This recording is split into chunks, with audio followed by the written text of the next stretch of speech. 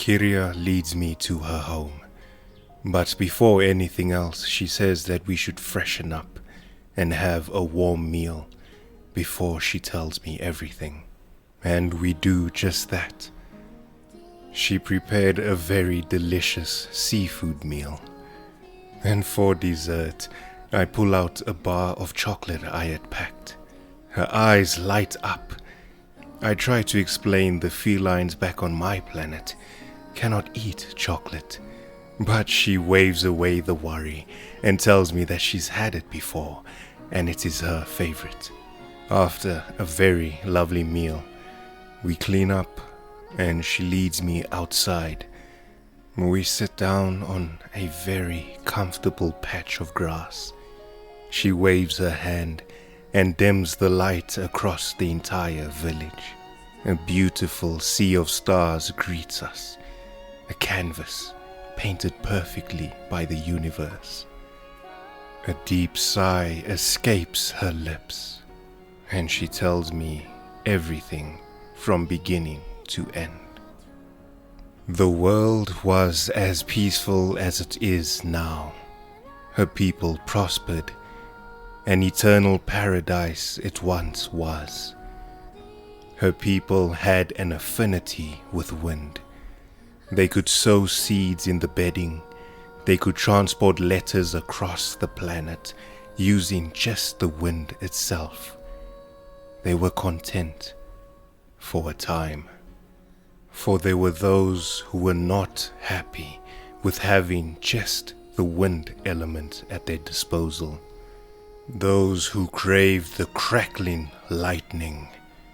Those who wanted the torrential water, the rumbling of the earth, and the searing fire.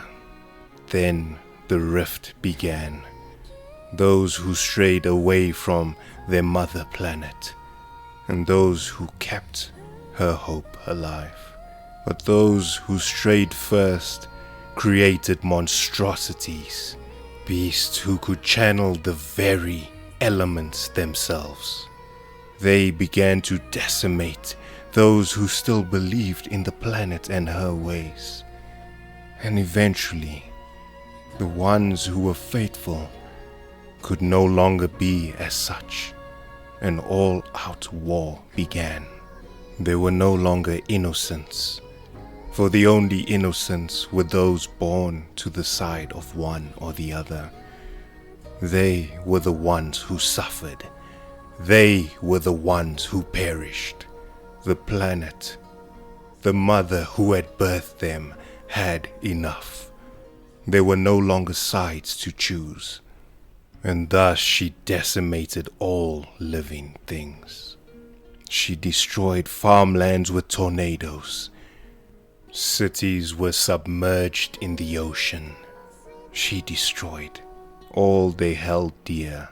For a time, they still waged war against one another. But when that fight seemed so meaningless, they made a truce. A truce that came far too late. And the only atonement they could ever offer were their very essence, their life. They prayed for a guardian who could protect the planet. They prayed for a guardian that would nurture the planet. The goddess Kiria, guardian of their mother planet Tropo. That is the story of Kiria. Kiria breaks down in tears. I quickly hold her hand. Today marks the 5,000th year she's been alive. The countless rows of shoes that line her wall. The binoculars that she keeps around her neck. All of these are from travelers like me who have entered her world and who have also left it just as quickly. Time means nothing to her, but the memories persist. It's silent. We both are silent, just staring at one another, not looking away. Finally, she breaks the silence, and tears flow down her cheek once more. I embrace her, tell her that it's all right, that she can cry her heart out, that I am here.